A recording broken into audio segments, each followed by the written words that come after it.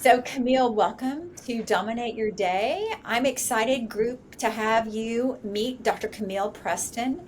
She is pretty amazing woman. We've been talking in the great room about her life and all that she's doing and has written a new book. So, welcome to the show, Camille. I cannot wait for our audience to get to know you like I have. So, welcome. Oh, fabulous. I'm so thrilled to be here and so impressed by the way you dive deep into what really matters and how people can have an Aw. impact. So let's Yeah, have let's some do it. fun. Yeah. So we both have written books, and we both have books kind of around the same theme of this authenticity. But I want to go backwards in time, Camille. You've got your PhD in psychology. You have, executive coach. You are the author of this amazing new book called Living Real, Rewired to and Create More Flow. Is that it? Rewired? Three different books. Yeah. Three different books. Okay, Rewired and Create More Flow. So three books: Living Yeah. Real, Rewired, and Create More Flow. How did these books happen? And tell us what has been going on in your life from the time you decided you wanted to be a psychologist to where you are now as a mom and a leader and a coach. Well, And that's a pretty big span, and I'm not sure we have time for that whole thing. yeah, But highlights, pivot highlights. point, Um, pivot points. I would tell you that, like, since my dad, who's passed 13 years ago, said to me at one point, he's like, from the time you were like three, you were asking the hardest questions. He's like, you would just pick up on things and ask questions. Um, so, for example, yes. So, for example, we lived in a house that was my grandfather's, and we called him Roger. And at like three, I was like, so if this is Roger's house and he's my grandfather, why do we call him Roger? My dad was like, what? And then I was like, and if this was his house, and like, how come there's no pictures? And my grandfather had actually committed suicide, which Oh, was very tragic. But it was interesting from that, just that, like, it reminds me that we are all wired and we all have these strengths that are like our core strengths. So I would say I yes. was probably destined to be a psychologist from a really young age, but I went through many like iterations and permutations to get to where I am. I think that's important to share because it's easy Yes. for people on the journey to think, oh, she's a business psychologist. That's brilliant. But it had a lot of different formations from I was moving cattle on a Texas Longhorn cattle ranch to like being a refugee resettlement expert for the State Department in Africa to working on Capitol Hill. But I think every time you kind of make those shifts and you think like, where is my strength? What is it that's both my happy place and a place I can have an impact? You eventually find yourself too. So my company's Yeah. 22 years old, and yeah, I never really intended to write a book, but those kind of happened by walking through open doors. So here we are. Wait a minute. I mean, working on a cattle ranch in Texas and being Africa, and then DC, those are so opposite. Those are so three different opposite things. Worlds, totally different worlds. World. And it was a Texas Longhorn cattle ranch in Wyoming. Oh, So oh, like it like added a Texas. whole other variable. Okay. Yeah. No, here I'm coming from Texas, so I'm like, Yeah. yay, she's in Texas. But no. Okay. So each of those experiences were something that kind of led to this next thing to the next thing, I'm Mhm. assuming. So can you tell us a little bit? I'm always looking for the story underneath all this. Sure, Um, just like when you were talking about George and all of that, and just what is the story behind working on a cattle ranch? Why did you go do that?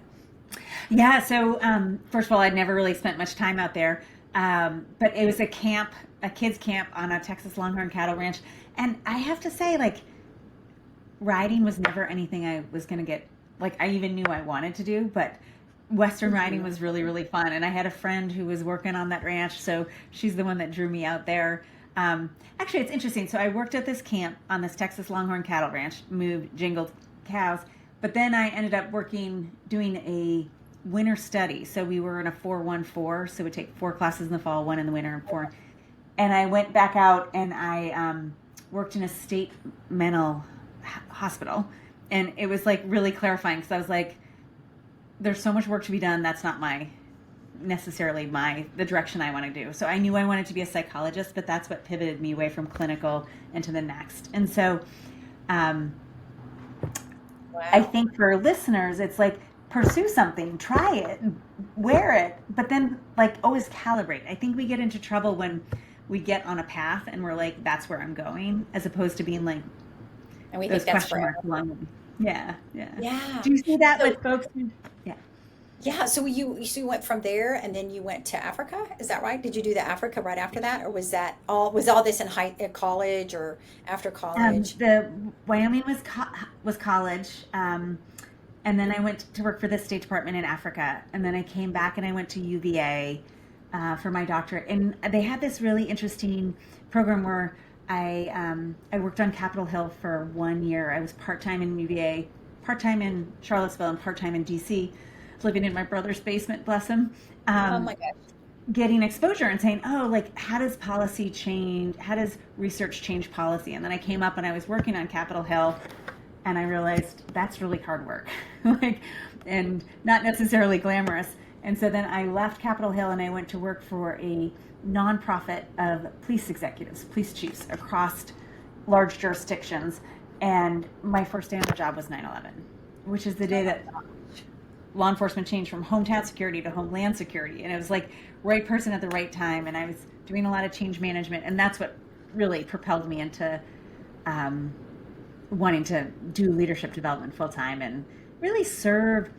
Like, police chiefs are just like most leaders, really good Yeah. people, hardworking, smart, like moved up through the ranks. And then all of a sudden they find themselves in leadership positions and they're like, wait a minute, I never got all these skills. So I think of myself in the work I do as I'm often filling in the gaps of like tenacious, gritty, hard working people to make sure they have that solid foundation from which to engage. Oh, I love that. Yeah, so you're kind of at that intersection of business and psychology, right? So let's talk about what you found since that, your journey, and how you're using that right now to help make an impact on the world and the people that are in your sphere of influence. So, Yeah.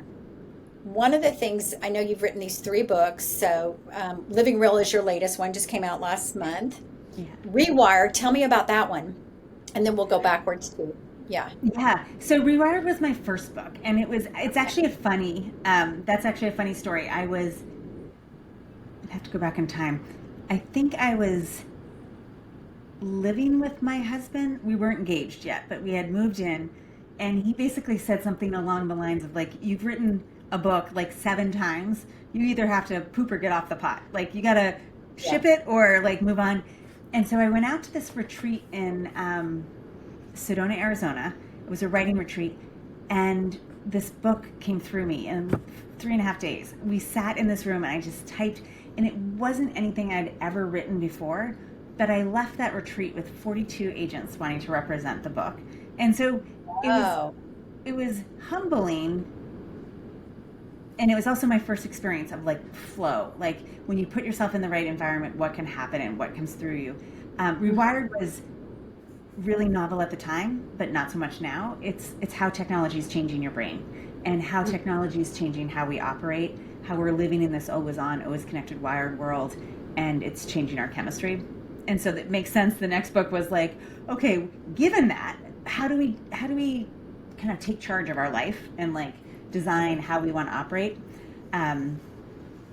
What's funny about the third book is I literally woke up December 8th at 4 a.m. and there was an entire outline of a book, and I think I said, 2 kids, 2 books, I'm done, and rolled over, but I couldn't go back to sleep. And so I got up and wrote it down, and I was like, I sat on it for a little over a month being like, is this mine to write? Do I need to write this? Is this important? And then, like, I feel like the world is at such a fragile, complex time. There's so much mental health, and so many people are struggling with mental health challenges, whether it's depression or anxiety or loneliness or burnout. And I think it's really a result of shallowing and kind of how we're living in this new day and age. And so it's almost a manifesto to really recalibrate. Like, who am I? What is it that matters? What are my strengths? How do I navigate going forward? It's funny. It's very similar to your internal revolution. Like, there's yes. a lot of synergy that is but I think it's probably we're both feeling, oh my gosh, this has got to come out. Yeah. And I think that it's being in the corporate environment, I felt it, but I didn't know what it was. And then I finally, through my own work, I found, oh, I haven't been living my true identity. How do I help others do that? For you, let's talk about living real. What kind of is the catalyst that started that outline for you in your head, and then where did it come from there? Yeah. Um, so I went through a season of grief, and I had 5 deaths in 5 months, and I can't even imagine. I can't even it, imagine that. it was, and it was interesting. The first person who died was like my closest family member. He was widowed, had no kids. He was an uncle, but he was my everything. Someone I talked to every day during COVID and spent all my holidays with, and both it was devastating to lose him, but it was also interesting because the world is kind of set up that, like, if it's your mother or your father or your kid, like, you almost get to grieve more than if it's like the world doesn't know what to do with like non-traditional relationships. And so it was just interesting to have these experiences like waves hitting you. At one point, it was like, I get it. I need to unplug. I need to stop. I need to step back. I need to like really, my gritty, tenacious, like pull myself up by my bootstraps wasn't going to solve this one. I had to do some different work on myself. And I think that's a little sometimes hard for people to hear who are super achievers, because we're so used to working hard and like putting in the extra effort. And this was about like stopping, stilling, listening inward, and then following, like tuning into when doors opened rather than force breaking down the door. Does that make sense? Oh yeah, absolutely. Absolutely. I was just talking to a leader this morning about that. She went from a job where she was just charge, for 20 years to a different job. She goes, I just got to figure out my new normal. And it's like, you're probably getting more done, but you're just used to being busy to be busy. And what is that? What you're talking about? You just charge through, Yeah. make things happen when it's not supposed to happen, right? And sometimes we do it at the cost or detriment to ourselves. I heard, I was running on the river this morning, this I guess it was yesterday, and I heard Krista Tippett. She was talking to Chip Conley, and she said, I didn't know that I was exhausted for 20 years. And I think a Oh, lot of wow. people don't necessarily know like what our ways of being are costing them. Like that's what Rewired was like, how do we start to see our lives with new eyes and new perspectives, and new, in that becomes new possibilities. So one of the concepts in the book is this idea that tension creates consciousness. If we can Mm, hold the tension, it'll open us to something new.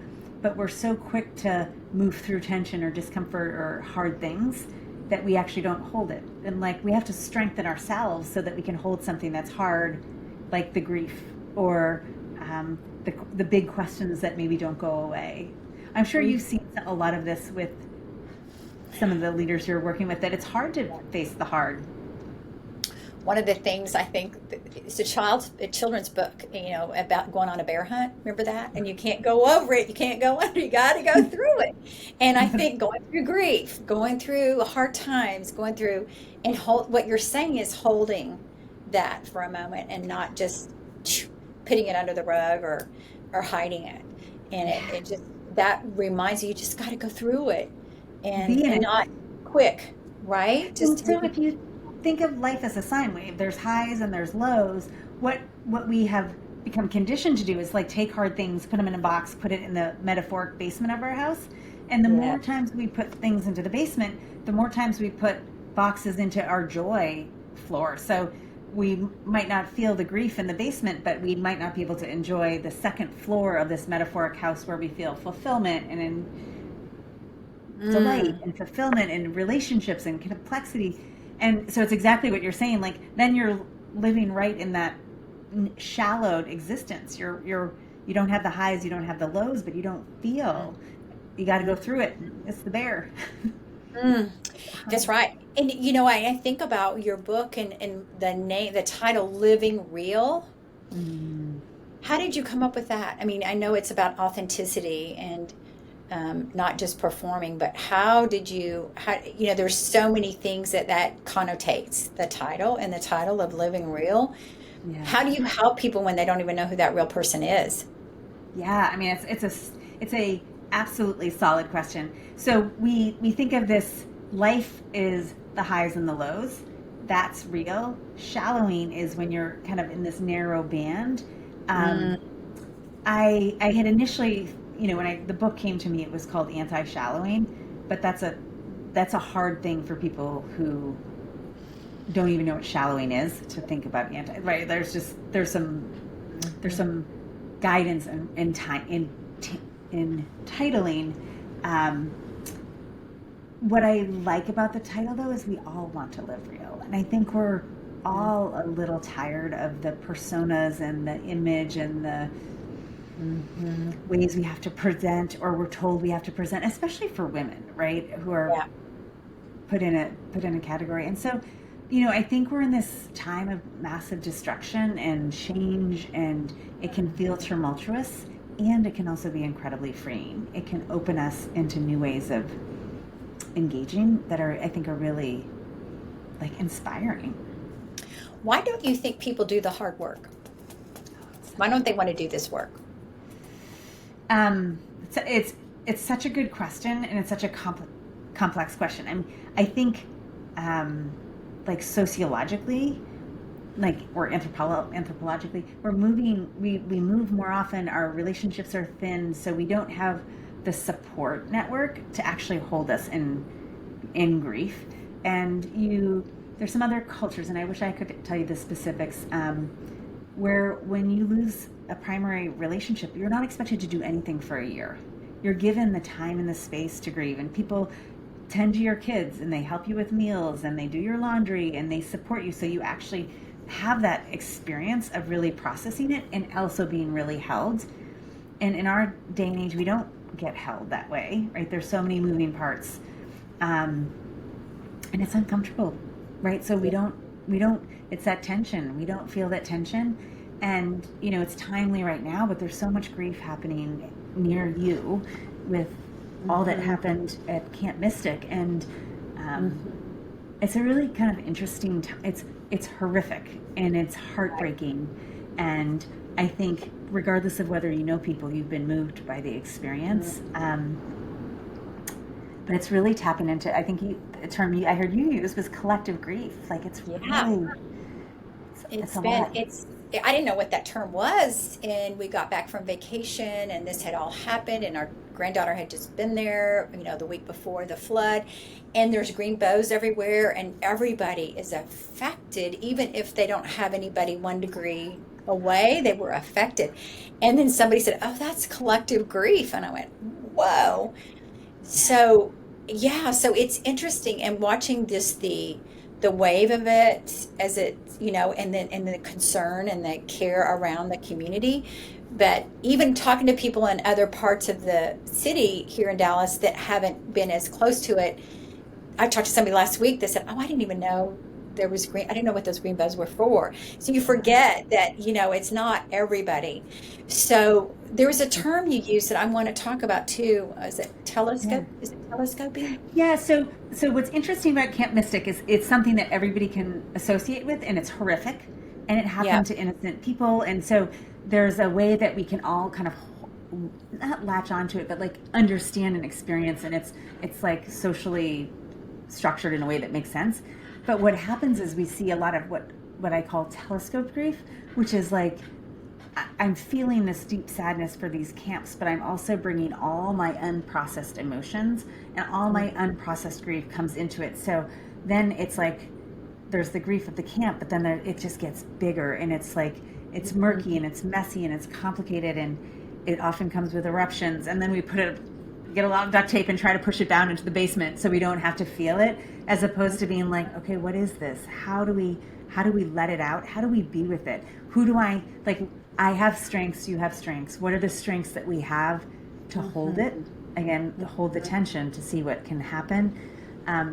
That's really hard work in general. It's really, really hard work when you are actively grieving. And unfortunately, we as a culture often don't step into grief until we're in it, if that makes any So sense. when you were writing Living Real, was it a process for you, kind of like a honing process from going through the grief that you went through with 5 people in 5 months? I can't even imagine.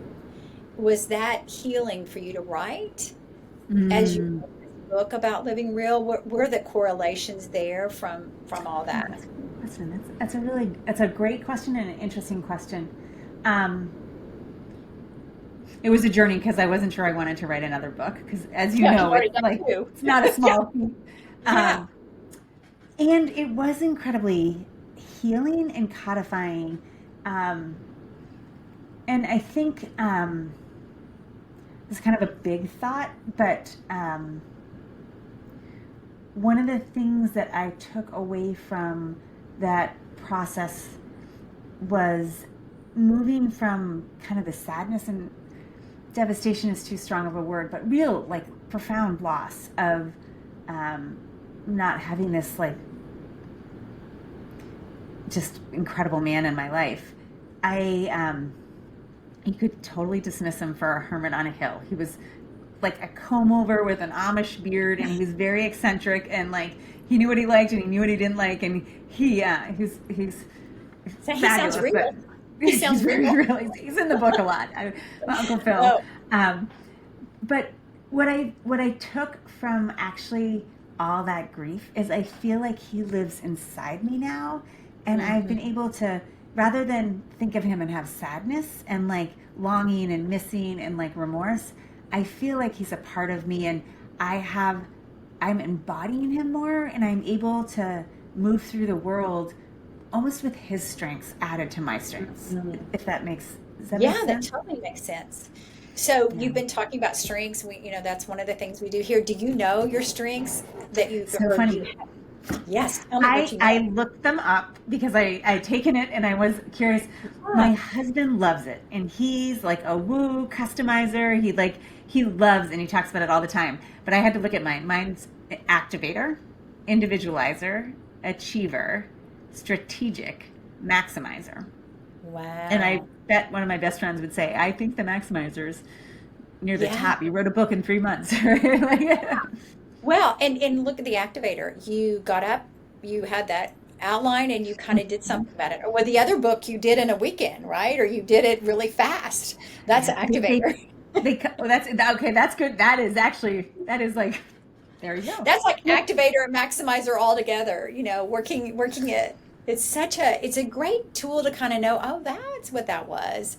That's what I need to boost myself to get this done. And I found myself in my book writing is like, oh, I got to get my maximizer out, or I got to get my strategic out. Or sometimes it's just, I've got to get my individualization out to kind of really customize where I need to customize. So it's Can I kind of ask fun what? which one you can pull up. Yeah. Yeah, I'm curious your strengths. What are your Yeah. top few? Number one is ideation. Number two is strategic. Number three, futuristic. So with this grieving that's been going around, I'm like, okay, if I keep doing this isn't good, I'm going to move on right now. And then four is maximizer, and then Okay, so individualization. Yeah. So we are like, yeah. So as a little girl, I wanted to be Barbara Walters and interview people, and just that individualization, customize each story, find out the story from everybody, and that's what I love about working with strengths. It's so fun because everybody is so different and so unique, and and being I able love to. that you're like a new age. You're doing the interviewing and finding the strengths. It's It's kind like of fun. Yeah, I'm living doing your what dream. Yeah. well, and I think that's the thing that we talk about here too, Camille, is go and do whatever is on your heart. Don't think that's for somebody else's to do. And there's so many people out there that don't want to take that step. They don't, they're just, oh, I'm not good at it, or I can't do that, and I just love being able to help see people transform. I mean, look at all the things you've done in your life and what you're doing right now, and you're helping. And as this book comes out, and it's been out a month, is that right? Your book, Living Yeah. Real? Yeah. What are the three takeaways that you want people to take away from this book as they read it, as they put their hands on it? What are some key things as you were writing it and developing it and working on that outline? You thought, okay, these are the things I want them to know. Um, it's such a good question. I think the first one is like when you see this mental health pandemic that we are in, the isolation, the loneliness, the burnout, the depression, the anxiety that's skyrocketing, it could be that we're more aware of what that is. It could be the reflection of systemic trends that of shallowing. And so there's awareness and grace, I think, in saying, okay, so there's a system that's changed that's not helping me be the best version of myself.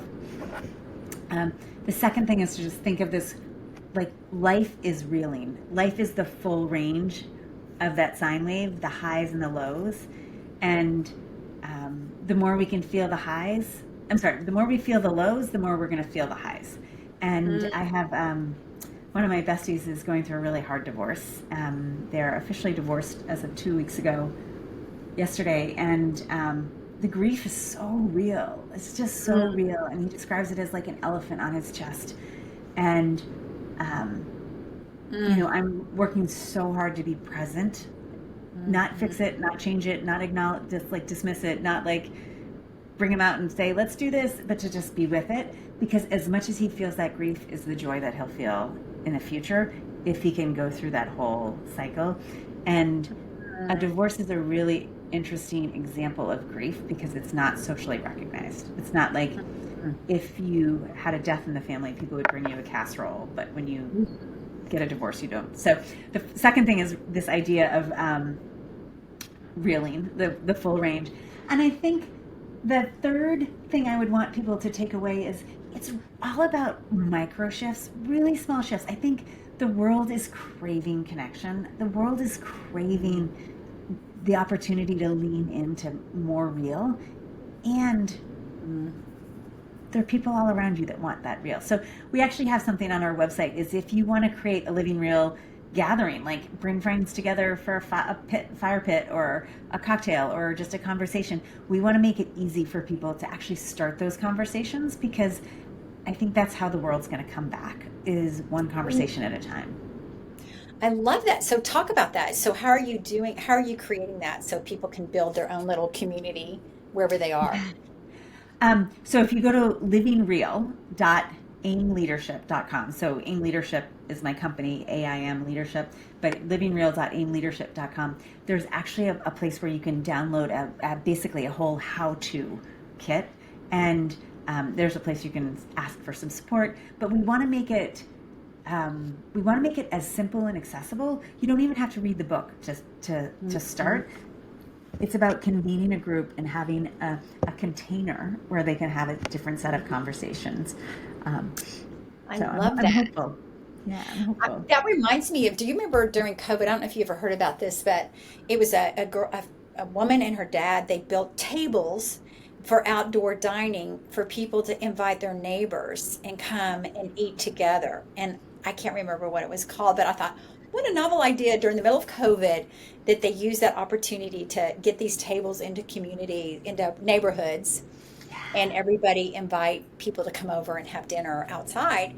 Of course, some places that worked, some places not, depending on the weather, but it's that idea of how do you build community and how do you, because there is a loneliness epidemic still, right, going on since COVID. So I love that you've created that. So I am so excited that you and I kind of have some similarities here. It's so fun, and it's so fun to hear your story.